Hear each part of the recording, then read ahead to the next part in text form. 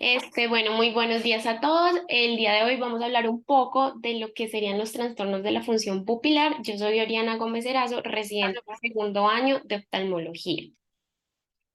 Para empezar, pues la pupila es esta abertura central en el iris que actúa como este modo de diafragma y pues en general va a controlar la cantidad de luz que entra en el ojo y es uno de los elementos oculares pues que nos va a ayudar a mejorar la calidad de la imagen que se forma en la retina. Fue denominada por los egipcios como Jefet, que significa la niña de los ojos, y pues fue considerada en su momento como la ventana hacia la mente y hacia el alma. En cuanto a su anatomía, tiene un diámetro normal de 3 a 4,5 milímetros.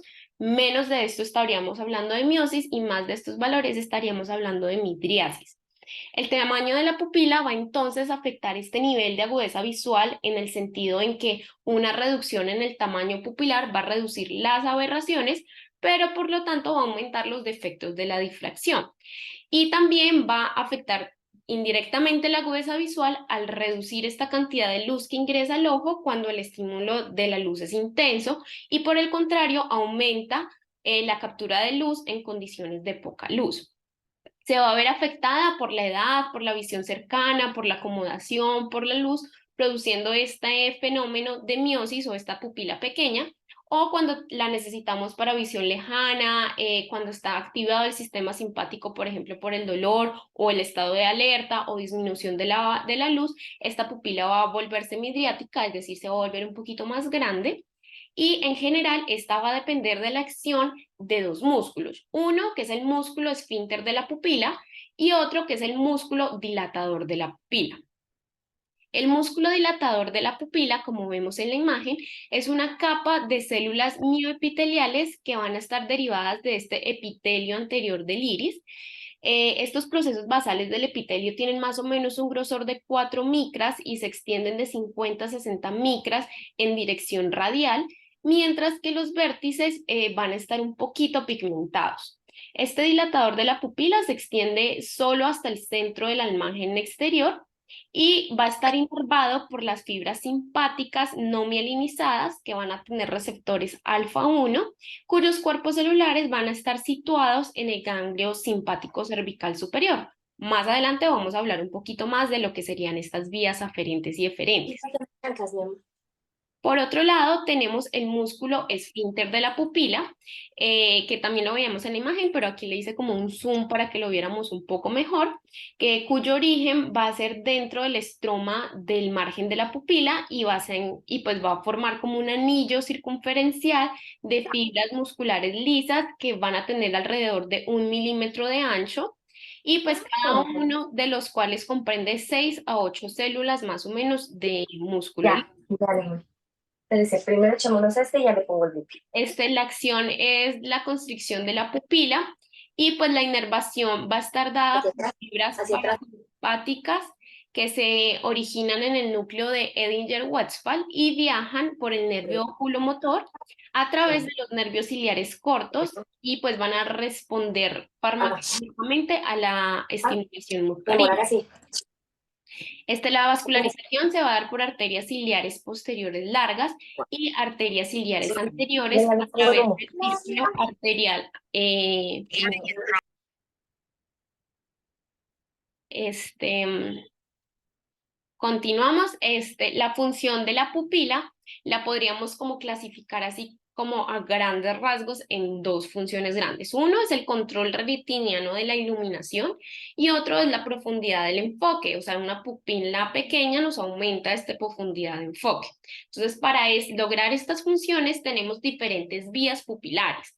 Las he clasificado como para que las entendamos, pues así yo las entendí más fácil, que fueron la vía aferente, la vía eferente, bien sea parasimpática o simpática, y la parte de la acomodación.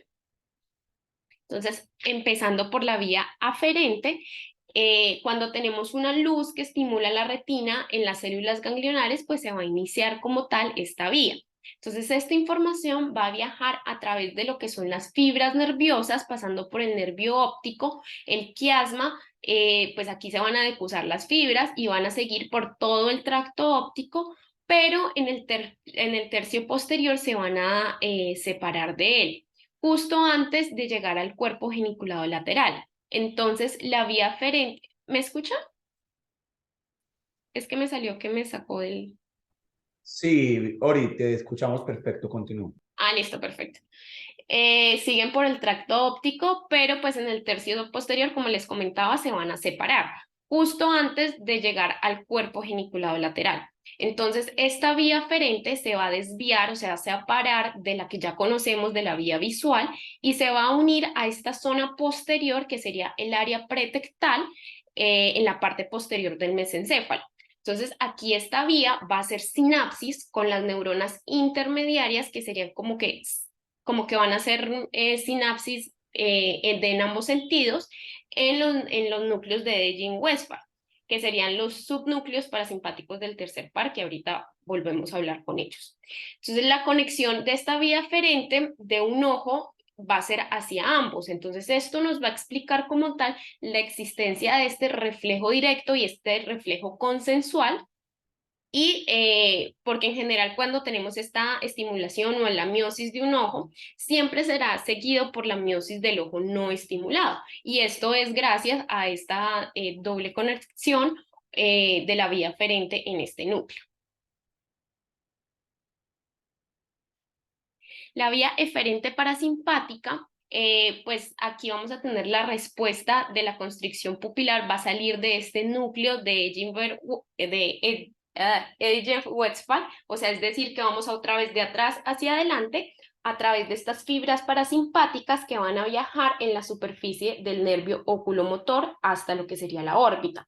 Entonces aquí estas fibras parasimpáticas se van a separar de las oculomotoras y estas van a inervar pues como los músculos extraoculares y estas fibras parasimpáticas van a derivarse o se van a ir hacia el ganglio ciliar. Aquí van a hacer sinapsis con unas segundas neuronas que serían las fibras postganglionares y estas fibras llegan hacia los nervios ciliares cortos del esfínter de la pupila donde van a liberar acetilcolina y van a producir la contracción pupilar. Entonces esta vía parasimpática se compone entonces de estas dos neuronas, unas las preganglionares que van desde el núcleo hasta los ganglios ciliares y las postganglionares que van desde el ganglio ciliar hasta el músculo esfínter de la pupila. Y continuando con esta vía aferente, nos regresamos un poquito y el sistema nervioso simpático en general puede estar estimulado, como sabemos, por diversos factores. Entonces, la mayoría de los autores coinciden que el inicio de esta vía eferente simpática se va a iniciar en el hipotálamo, dando como resultado una midriasis pupilar. Entonces, si nos encontramos, por ejemplo, en un lugar oscuro, la pupila se va a dilatar con el objetivo principal de que entre suficiente luz como para que se pueda formar la imagen. Entonces, el músculo dilatador de la pupila va a estar inervado, por tanto, por este sistema parasimpático. Aquí es importante destacar que este sistema va a constar de 3 neuronas. La primera va a salir del hipotálamo del diencéfalo y va a descender por el tronco del encéfalo hasta la médula espinal, más o menos a nivel de la clavícula. Aquí va a ser la sinapsis con la segunda neurona. Entonces continúa la segunda neurona que abandona la médula a nivel de esta base del cuello, va a pasar por el ápex del pulmón, va a viajar de forma ascendente y paralela a la carótida interna, pasando por lo que sería el ganglio cervical inferior hasta el ganglio cervical superior, donde va a volver a hacer sinapsis, esta vez con la tercera neurona.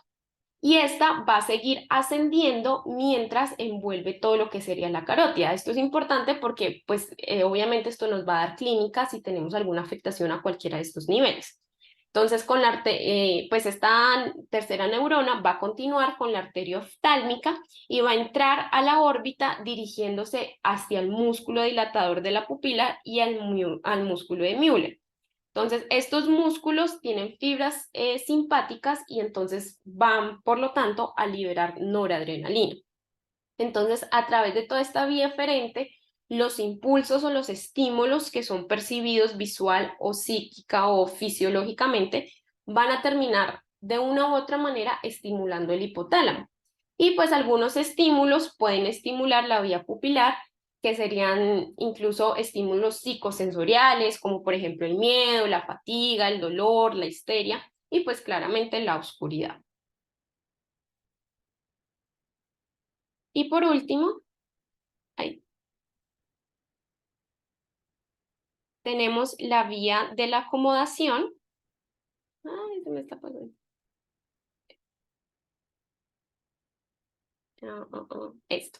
La vía de la acomodación, que es un efecto que es reflexivo, que adapta los ojos para observar objetos cercanos después de estar enfocados distante. Entonces, pues como sabemos, va a estar compuesto por convergencia y por miosis. Y pues se va a llevar a cabo en diferentes vías del reflejo pupilar. Entonces, la vía refleja incluye el nervio óptico, la corteza visual y frontal, los núcleos oculomotor y oculomotor accesorio y obviamente pues el nervio oculomotor. La principal diferencia está en que el reflejo de acomodación, pues a diferencia de las otras vías aferentes, este precisa llegar a la corteza visual.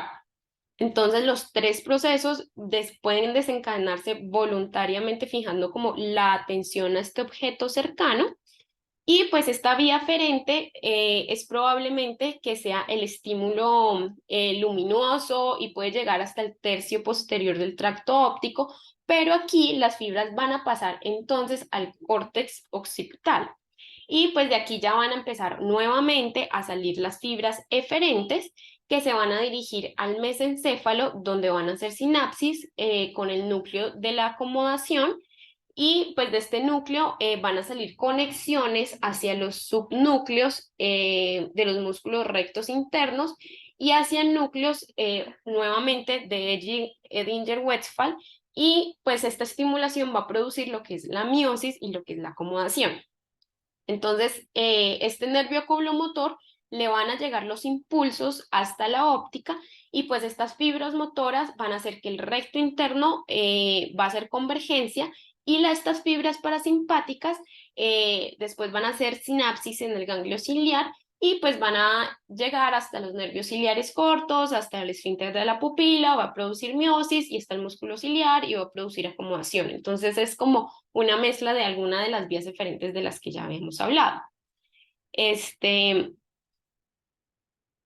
Continuando, ya dejando al lado atrás un poquito de anatomía, ya sabemos que de pronto cuando tenemos un paciente que nos llega con estas alteraciones en la función pupilar o alteraciones en el tamaño de las pupilas, los mismos pacientes no suelen ser muy conscientes de ninguna de las anomalías de las pupilas hasta que incluso algún familiar, algún amigo, incluso el mismo médico les alerta sobre esta anomalía. Hay otros pacientes que sí tienen otros sintomatología más grave y pues nos pueden dar como otro tipo de características. Por lo general, es importante primero determinar el momento de la aparición de este cambio en la función de la pupila y pues puede ser más fácil de pronto con fotografías, con revisión de estas fotos en los teléfonos móviles o por ejemplo preguntándole a los familiares más o menos como desde hace cuánto está su familiar presentando este tipo de características.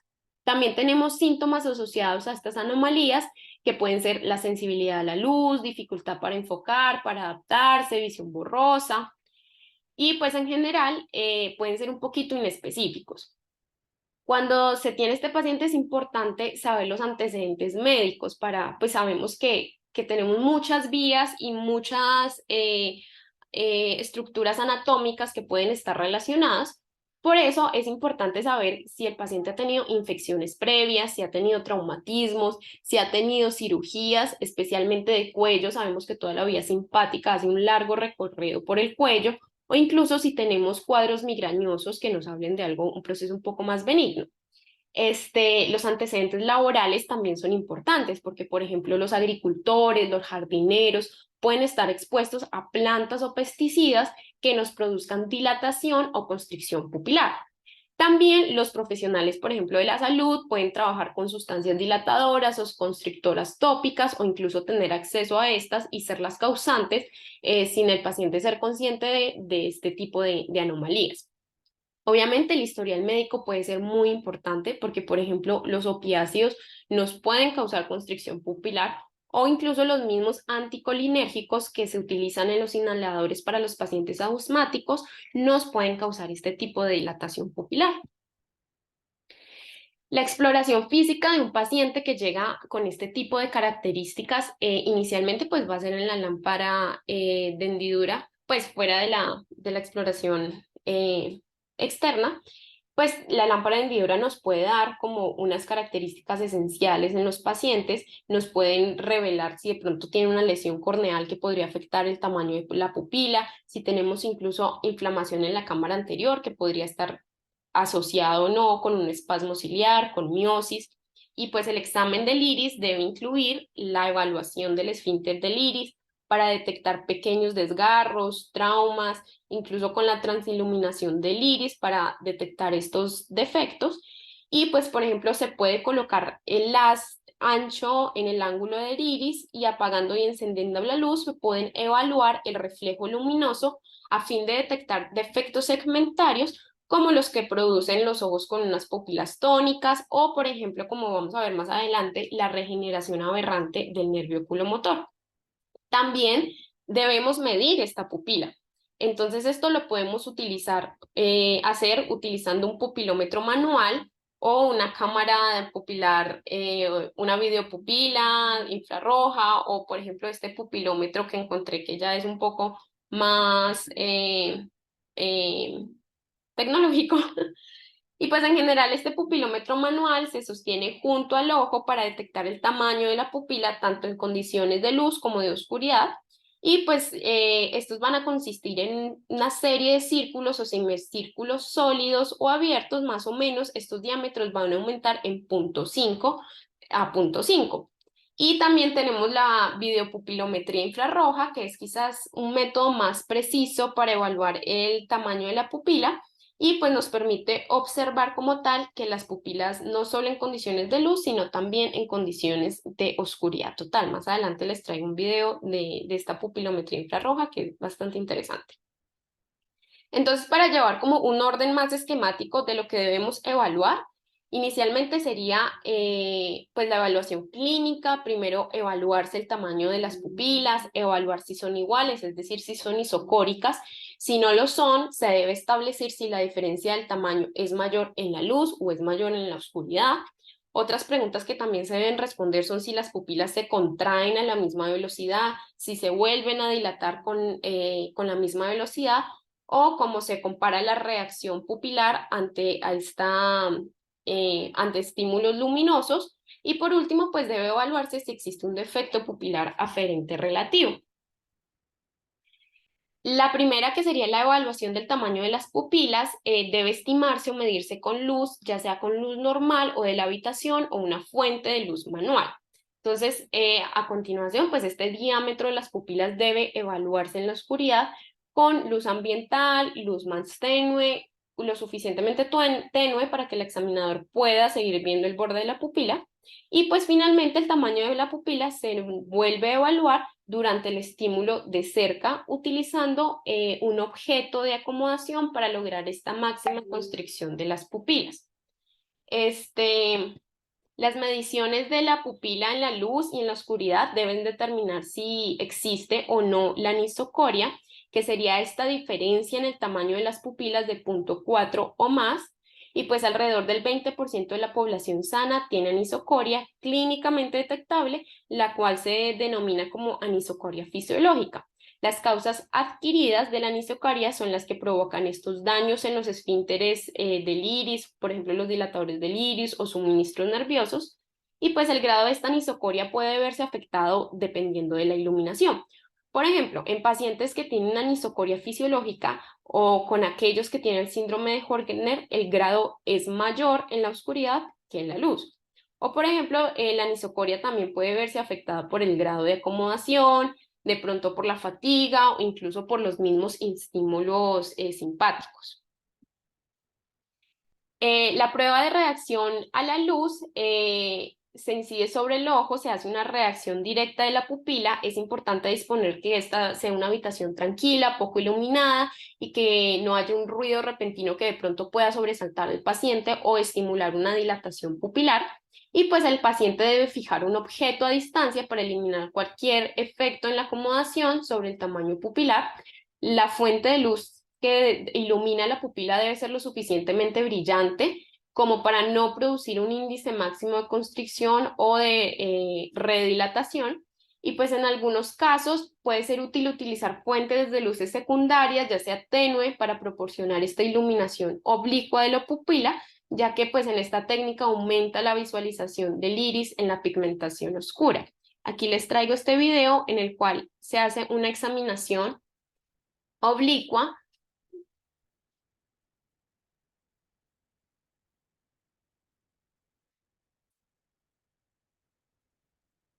y sobre todo cuando el paciente mira hacia arriba mientras la luz se dirige hacia adelante. Entonces, pues esta técnica lo que hace es alejar el reflejo luminoso corneal del eje de la pupila. Y pues aquí pues es un paciente con un iris un poco oscuro.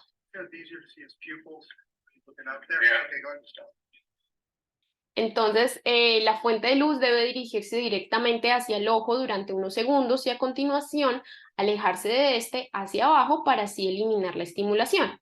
Y pues la respuesta de la pupila debe evaluarse durante esta maniobra y pues se puede repetir varias veces.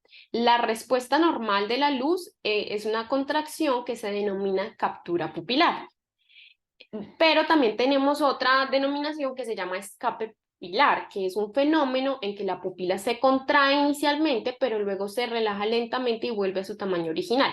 Este escape pupilar se produce con más frecuencia en el lado de un nervio óptico o de una retina que está enferma o en personas sanas que se someten a pruebas con una luz de baja intensidad. Y pues el tamaño inicial de la pupila es importante para evaluar tanto la captura como los escapes pupilares. La evaluación de la respuesta cercana pupilar es un componente del reflejo del acercamiento o complejo de la visión cercana, que también incluye acomodación y la convergencia, y pues debe evaluarse también en una habitación con adecuado luz, que el paciente fije este objeto con acomodación.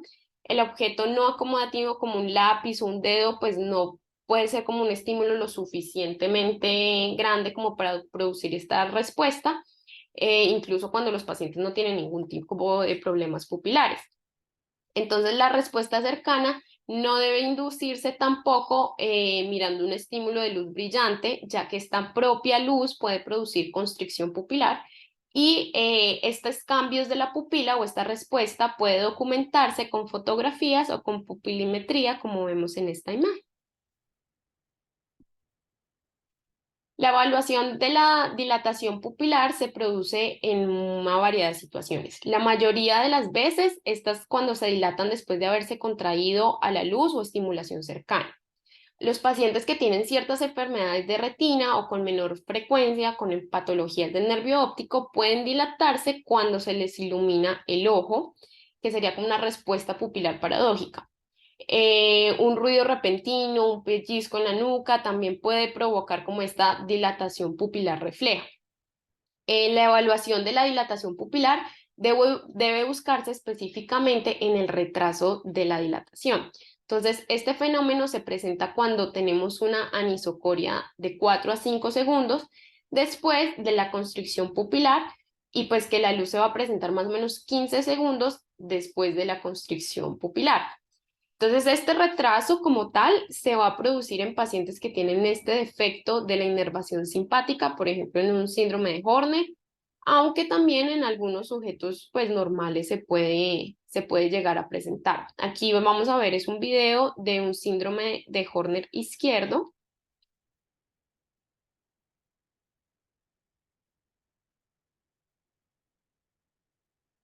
Entonces vemos como este retraso y pues en general los retrasos de la dilatación pueden comprobarse observando pues ambas pupilas simultáneamente, la luz con la luz muy tenue, después de haberse apagado pues como esta luz brillante y pues una pupila normal en parámetros normales vuelve a su tamaño máximo de 12 a 15 segundos y pues la mayor parte se va a producir en los primeros 5 segundos. Pero, por ejemplo, cuando tenemos un retraso en la dilatación, puede tardarse hasta 15 segundos en volver a su tamaño normal y pues la mayor parte de la dilatación se va a producir no a los 5, sino entre los 10 y los 12 después de apagar la luz. Aquí tenemos el video. Y finalmente tenemos esta evaluación del defecto pupilar aferente relativo, o una neuropatía óptica bilateral asimétrica, pues que al cubrir un ojo y luego el otro se observa que la pupila normal se contrae cuando se descubre y se cubre el ojo anómalo, mientras que cuando la pupila del ojo anómalo se dilata cuando se descubre y la pupila del ojo normal se cubre. No sé si me di a entender un poquito, pues aquí tenemos como el gráfico, entonces por ejemplo aquí tenemos, en ella es más fácil verlo. Esta pupila anómala usualmente se denomina pupila de Marcus-Ghosn,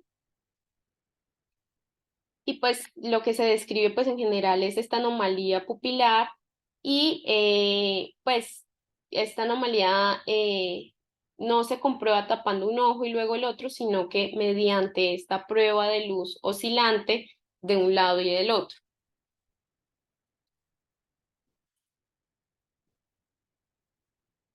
Entonces, tenemos este cuadrito que me pareció muy chévere, que es el defecto pupilar aferente relativo esperado dependiendo de las situaciones. Entonces, si nosotros ya sabemos que el paciente va a tener una patología previa o incluso si tenemos ya las magnitudes de este defecto pupilar, podemos relacionarlo y tener como una idea más clara de lo que está sucediendo en pues, en esta pérdida de la funcionalidad normal de la pupila. También tenemos algunas pruebas farmacológicas para el diagnóstico de afectaciones pupilares comunes.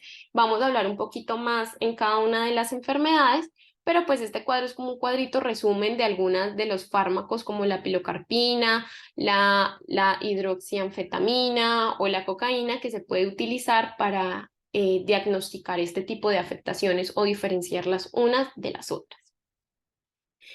Ahora sí, como tal, en las afectaciones clínicas que tenemos, pues tenemos esta anisocoria que ya hablábamos, que es la simetría de las señales eferentes del músculo del iris, que nos va a producir esta desigualdad en los diámetros de las dos pupilas. Y pues este fenómeno puede ser bien fisiológico o patológico. Y aquí les traía una imagen para que recuerden de Bowie, pues que se provocó una parálisis de los músculos del iris por un accidente, pues por un puñetazo que recibió, y pues creo que es uno de los personajes con anisocoria más famosos que conocemos. Entonces, en general, la anisocoria puede clasificarse dependiendo si es luz tenue, luz brillante, pero tenemos esta anisocoria, como les comentaba, fisiológica, que es cuando la magnitud de la anisocoria es igual a la luz tenue y brillante, pues esto nos va a indicar que la función relativa del esfínter del iris y los músculos dilatadores están bien, o sea, no hay problema. Y pues este escenario es compatible con la anisocoria fisiológica y el paciente puede estar seguro pues que es un fenómeno benigno. También es conocida como anisocoria simple o esencial y pues la causa más común es una diferencia en el diámetro de las pupilas solamente. Y aproximadamente el 20% de las personas tienen pupilas notablemente asimétricas. Por lo general la diferencia en el diámetro pupilar es inferior a 1 y pues puede variar de un día a otro o de una actividad a otro. A veces es más evidente cuando la luz tenue, con luz tenue que con luz brillante, y pues la ptosis que ocurre en un lado de la pupila más pequeña puede incluso crear confusión diagnóstica con un síndrome de Horner. Y el síndrome de Horner y el pseudo síndrome de Horner se diferencian mejor pues a través de todas las pruebas farmacológicas que vamos a hablar un poquito más adelante. Aquí tenemos otro cuadrito que me pareció chévere, que son la anisocoria mayor en luz tenue. La anisocoria que es mayor en condiciones de poca luz puede ser causada entonces por una variedad de condiciones. Entonces, para identificar alguna de las causas, pues es necesario tener un historial completo del paciente, incluso pruebas farmacológicas. Otros pueden incluso identificarse mediante lámpara de hendidura. Y pues en general estas causas tienen un origen mecánico, inflamatorio y tienden a producir una respuesta pupilar lenta a la luz. Y pues a diferencia del síndrome de Horner y la anisocoria fisiológica. La anisocoria en una pupila crónica de ADI pues es, por ejemplo, paradójicamente mayor en luz tenue que con luz brillante. Entonces aquí podemos ir haciendo un poco a poco esta diferenciación entre las características clínicas de ellas.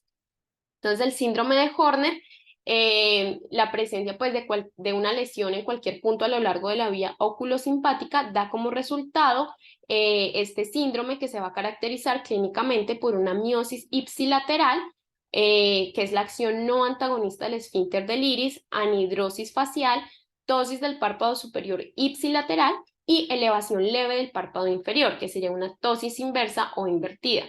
La ptosis se debe a esta denervación del músculo tarsal o músculo del Müller en los párpados superiores e inferiores, y pues en la fase aguda también puede presentarse hiperemia, enrojecimiento, congestión nasal, y pues la distribución de la anhidrosis depende de la localización de la lesión. La interrupción, por ejemplo, de una neurona central o de primer orden o preganglional de segundo orden nos va a provocar una anhidrosis en lo que es cabeza, cara y cuello ipsilaterales. Y esto nos puede producir el denominado síndrome de Arlequín, el cual la mitad de la cara está pálida y la otra mitad está de color normal o rojizo, con la división exactamente en la línea media. Pero si tenemos lesiones a nivel del ganglio cervical superior o distal a él, que sería la neurona postganglionaria o tercer orden, vamos a tener que la anhidrosis va a estar limitada solamente a la frente ipsilateral. También tenemos lesiones congénitas que se adquieren pues o muy temprano en la vida y pues nos va a desarrollar esta heterocromía de iris, pero pues es posible que no se va a detectar más o menos como hasta los 9 o los 12 meses de edad. Entonces, uno de los desafíos clínicos en el diagnóstico, como les comentaba hace ratico, es de diferenciar la anisocoria fisiológica porque la reacción de la pupila es normal en ambas condiciones y la anisocoria fisiológica también puede ser un poco mayor en condiciones de poca luz. La diferencia clave es que la dilatación pupilar está intacta en la anisocoria fisiológica, mientras que tenemos un retraso en la dilatación de la pupila en Horner. Entonces aquí tenemos...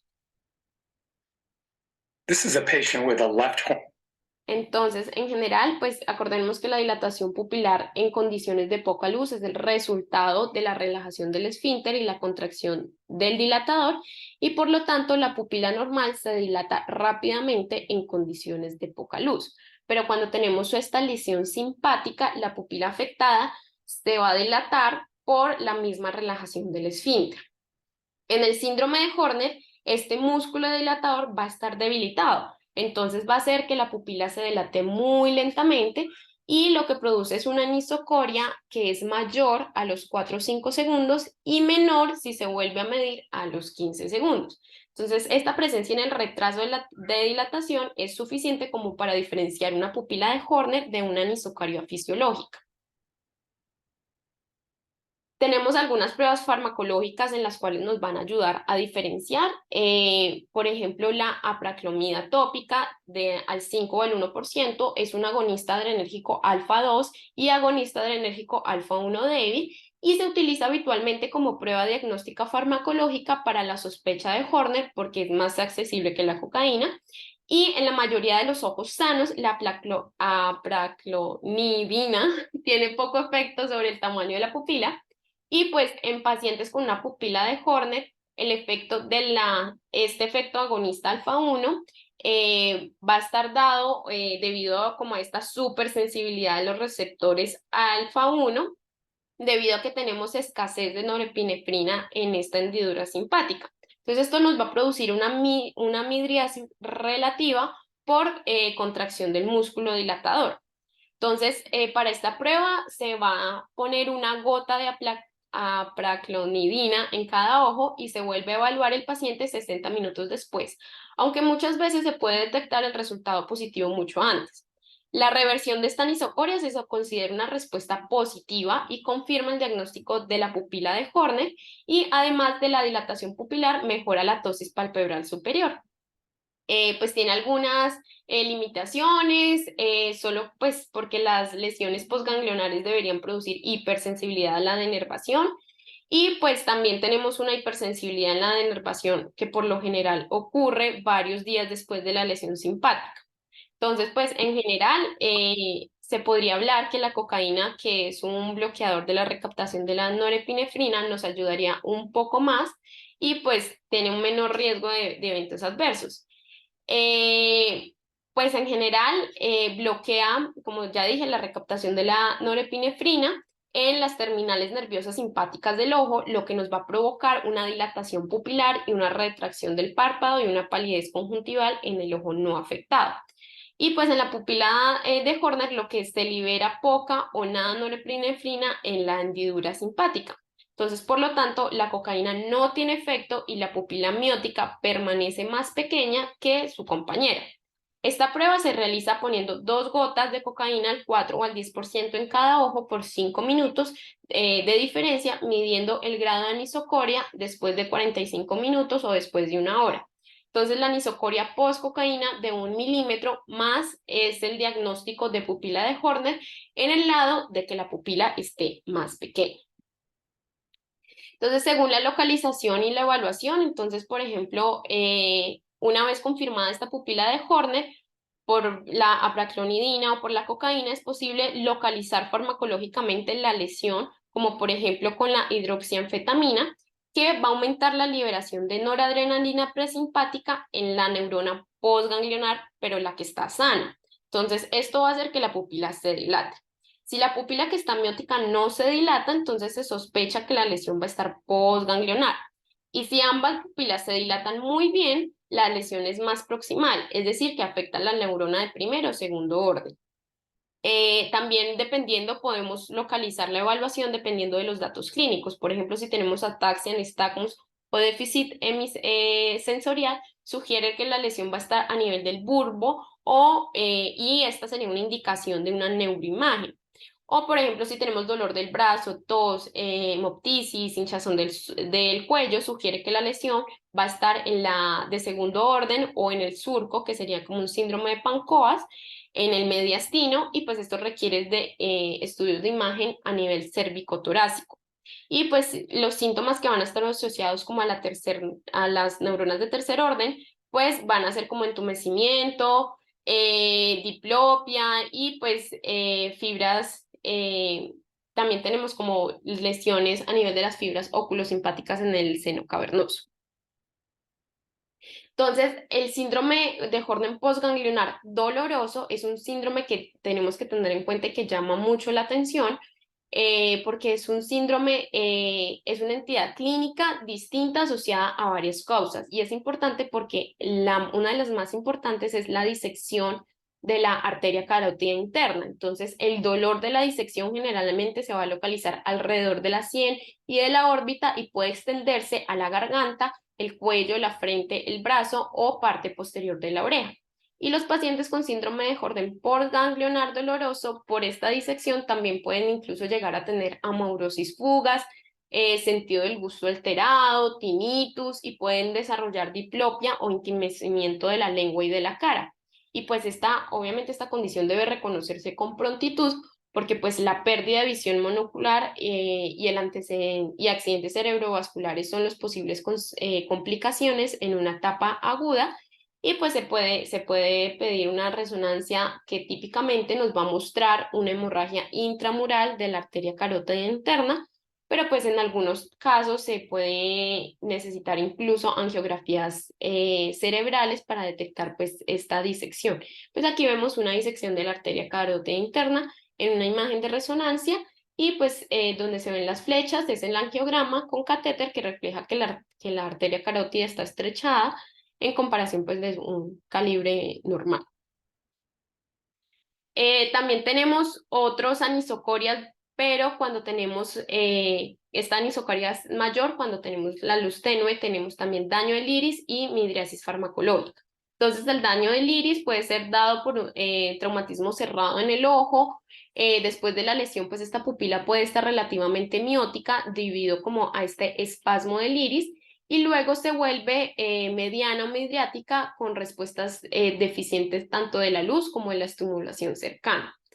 Aquí va a ser el examen con lámpara de hendidura, nos va a ayudar a diferenciar si es traumática o otros tipos de midriasis. Y pues las muescas en el margen de la pupila o defectos en la transiluminación cerca del esfínter del iris, pues nos van a evidenciar este daño como tal. Esta midriasis resultante del daño directo no va a responder a pilocarpina y por lo tanto simula como la midriasis farmacológica, pero cuando se produce una lesión del iris en pacientes con traumatismo cráneoencefálico, la pupila dilatada puede identificarse erróneamente como un síndrome de parálisis del tercer par debido a una hernia uncal. También tenemos que el cierre angular prolongado o recurrente puede también afectar la función pupilar y incluso cirugías intraoculares, pues como ya los mencionamos anteriormente. La midriasis farmacológica es entonces cuando medicamentos anticolinérgicos se instalan accidental o intencionalmente en el ojo y la pupila se dilata y se pierde su reactividad a la luz y a la estimulación cercana y pues por lo tanto se va a alterar como tal la acomodación. Entonces esta dilatación inducida por fármacos puede causar parálisis de todo el esfínter del iris y en contraste con una pupila tónica que puede causar parálisis segmentarias del iris, esta va a ser completa. Y pues se va a evaluar en el examen con la lámpara de hendidura y pues nos va a ayudar a distinguir si la parálisis es completa o segmentaria. La midriasis puede ser inducida por un fármaco anticolinérgico como la atropina. La instalación de pilocarpina sin diluir no revierte como tal rápido la midriasis y puede ser incluso también dada por una enfermedad neurológica como una pupila de ADI, una parálisis de tercer par. Y pues en general estas pupilas con gotas dilatadoras nos van a producir una pupila muy grande que va a medir pues más de 7 milímetros. Ahora tenemos esta que es la pupila tónica idiopática o la pupila de ADI, que es aproximadamente el 70% de los pacientes van a ser mujeres. Usualmente son unilaterales en un 80%, pero la segunda pupila puede comprometerse más tarde durante el año o durante la evolución de la misma pupila. Incluye disminución de los reflejos tendinosos profundos e hipotensión ortostática. La pupila se caracteriza porque es grande, mala reacción a la luz, pero una respuesta pupilar intensa y tónica a la visión cercana. Y pues esta redilatación tónica lenta va a ocurrir cuando el paciente cambia de fijación de cerca y lejos. Otra característica que es importante es la parálisis sectorial del esfínter, como vemos en la imagen, que es una paresia acomodativa o hipersensibilidad a la denervación colinérgica. Entonces aquí vemos esta parálisis sectorial del esfínter donde marcan las flechas, que la pupila no es redonda y pues la contracción es más fuerte a lo largo del sector superior, visto como un amontonamiento del estroma del iris, y pues el esfínter está paralizado en los sectores de 7 a 9 y pues el estroma adyacente del iris parece que está como más adelgazado. Entonces como tal se va a dar por una lesión en el ganglio ciliar o de los nervios ciliares cortos y pues el examen histológico pues nos va a mostrar una reducción en el número de las células en el ganglio ciliar y puede ser causada por procesos oculares, orbitarios, locales, cirugías, traumatismos, incluso procedimientos con láser. También infecciones como herpes, sífilis, botulismo. Estas también pupilas tónicas bilaterales con midriasis pueden ser causadas por botulismo, que aparte nos pueden causar una ptosis bilateral o una disfunción de la motilidad ocular. Las pupilas tónicas también pueden tener una disfunción autómica, como por ejemplo consecuencia de una diabetes mellitus, un alcoholismo crónico, síndromes de disautonomía, neurosífilis, amiloidosis. Y pues en esta como 2 meses después de la primera aparición tenemos esta fase de denervación aguda, que es la pupila está dilatada y reacciona muy poco a estímulos de la luz y a la visión cercana. Aquí pues lo que vamos a ver es que los segmentos del esfínter funcionales pues no están funcionales y pues las criptas del iris van a empezar como a fluir cerca de esta área. Aquí vemos cómo sería una pupila izquierda de ADI, pues la pupila izquierda reacciona mal al estímulo de la luz directa, mientras que la derecha pues muestra una fuerte respuesta consensuada. Aquí tenemos la prueba farmacológica de la pilocarpina, que pues como tal el esfínter del iris está denervado y es súper sensible a las soluciones parasimpático-miméticas, como las gotas oftálmicas de pilocarpina diluida. Entonces esta concentración se puede obtener más o menos en solución comercial y pues las pupilas se les aplica una gota, se vuelven a examinar 60 minutos después de la instalación y pues si hay denervación simpática, la pupila afectada se habrá contraído más que la pupila no afectada. Y pues aproximadamente el 80% de los pacientes con pupila de ADI muestran esta hipersensibilidad colinérgica que se va a desarrollar más o menos de los 5 a los 7 días posteriores a esta denervación.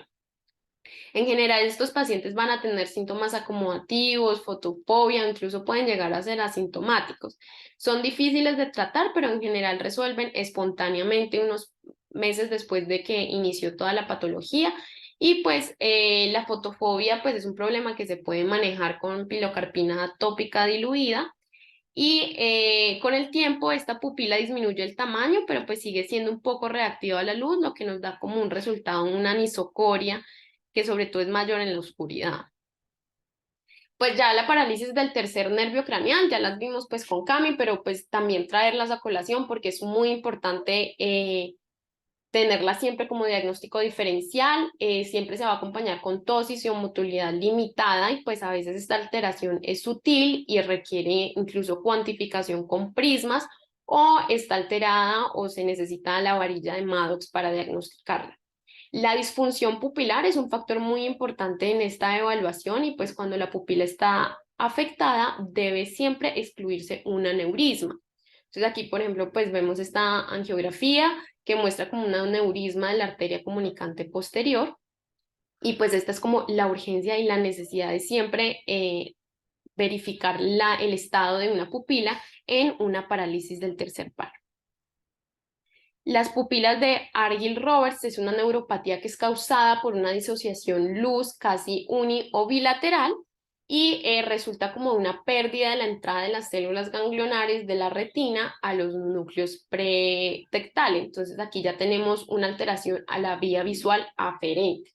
Entonces el reflejo de cerca no se ve afectado, pues porque no va a pasar, si se acuerdan en la explicación de las vías aferentes de la acomodación, pasa por alto estos núcleos pretectales. Entonces, en el mesencéfalo, pues este daño dorsal puede resultar como pupilas de tamaño mediano, con respuestas deficientes a la luz, pero que conservan una respuesta cercana. Y pues esto ocurre cuando esta lesión pues va a respetar estas fibras ubicadas más ventralmente de la vía del reflejo cercano. Los hallazgos asociados tenemos es retracción palpebral bilateral en posición primaria, que se llama también signo de Collier, y parálisis de la mirada vertical, parece acomodativa, ni está como de convergencia, aparece usualmente en pacientes con sífilis terciaria que ya está afectando el sistema nervioso central y pues los pacientes afectados tienen pupilas pequeñas de menos de 2 milímetros de diámetro y a menudo tienen una forma irregular. No van a reaccionar a la luz, pero pues sí tienen esta respuesta cercana y es como lo más llamativo.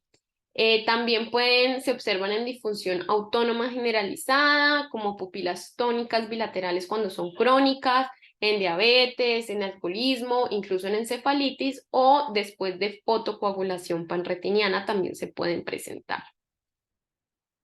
La regeneración aberrante o sinquisis oculomotora pues se da después de que se dañan los axones nerviosos de las fibras nerviosas y pueden volver a crecer para inervar músculos distintos a los que inervaban originalmente y esto produce pues estos fenómenos sincinéticos, es decir, contracciones de músculos que anormalmente no se activan juntos.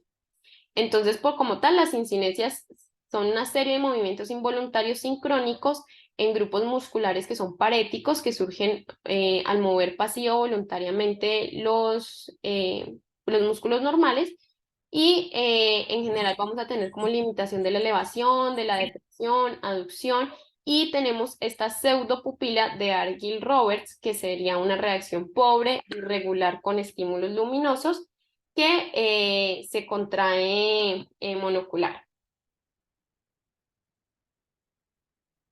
Pues aquí vemos como una característica.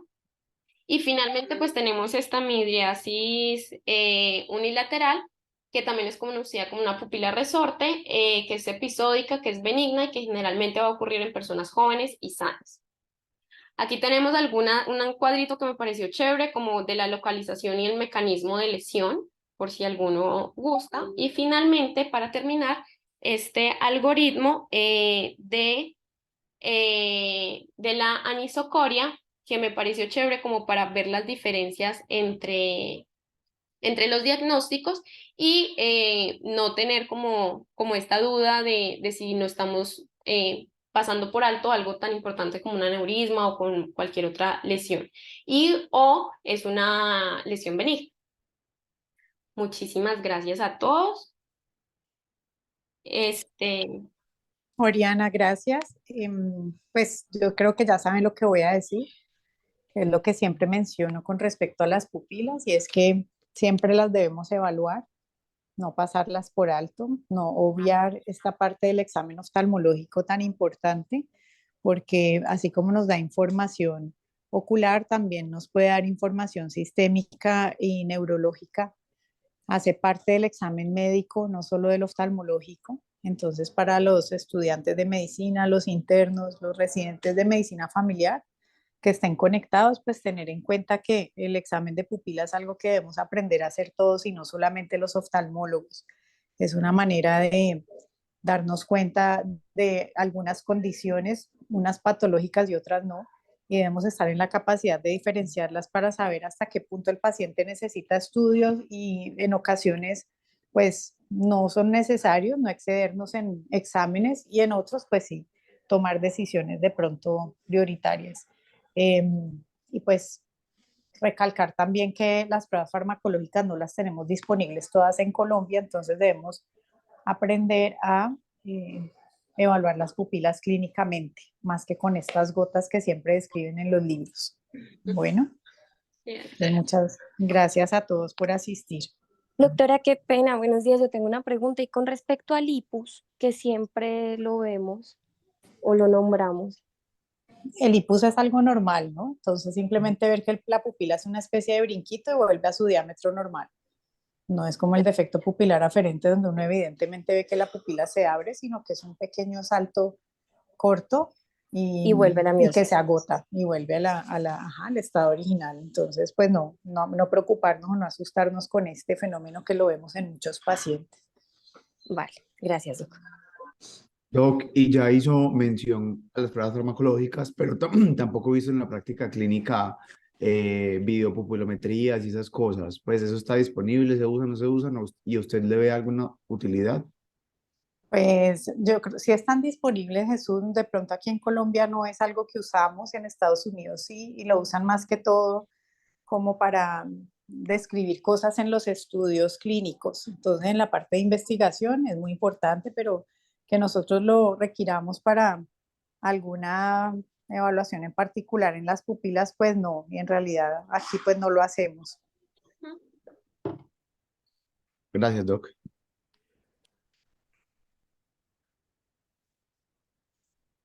Bueno, gracias a ustedes, que estén bien. Gracias, doctora. Hasta luego. Gracias a todos.